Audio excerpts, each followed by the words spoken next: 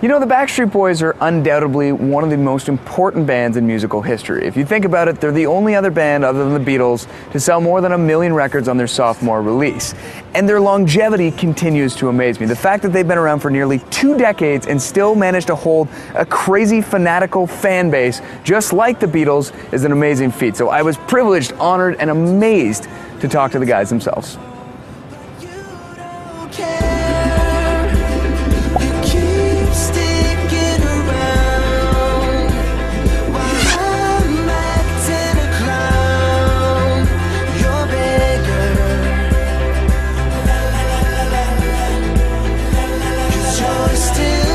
We first released our very first single, which would be We Got It Going On.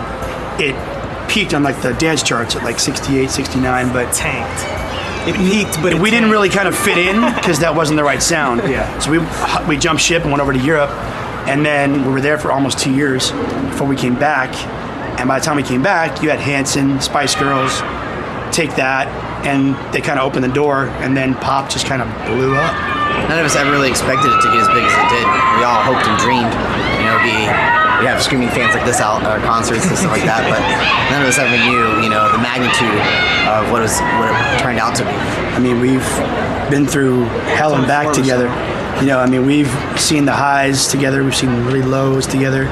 We've all matured as artists, as writers, as producers, and as a group and as a family. I mean, Nick was 12 when this whole thing started. He's 30 now. It's crazy, you know what I mean? It's like him and I spent the better half of our lives in this group.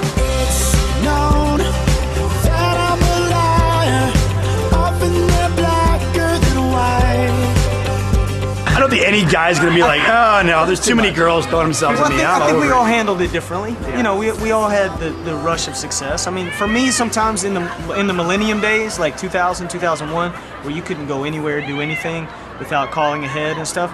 To me personally, it got to me a little bit. It was like, gosh, you want to just kind of be normal. And, I think as we grow with our fans, the relationship becomes more respectful, that they have respect for us, we have respect for them. So, it's not so fanatical, I would say, as they're screaming in the background, which kind of makes no sense. It's like an oxymoron, but yeah, it's fine. You know what sucks? I gotta say this. Like, I was watching Justin Bieber the other day.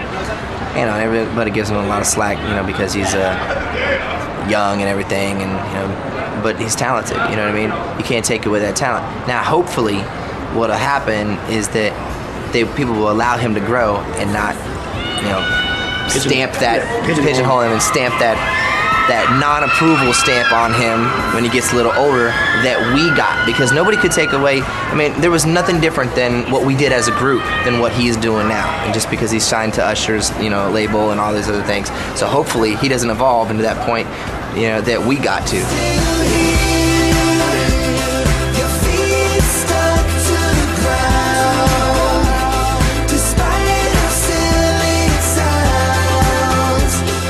Question. We were arguing about the choreography for Backstreet's Back, and we're wondering, is there any way you can show me the actual choreography? Which one? Which one? That one? Yeah. Okay. Can I get you guys to take maybe just step over that way? Well, you were starting it. You were starting it good. Yeah. So what did I do wrong here? Yeah. So, remember to do your heels every time you do this. You gotta do that. Okay. Heels, So heels here, heels here. There you go. You guys got room for a 5th member by any chance? We do, so hey. I can sing too. Look at this! This is what our fans grow up to. Right in. This is what the fans grow up to. Can you tell me that I'm Backstreet Boys? Happy birthday to you! What's her name? Birthday to you! Happy birthday!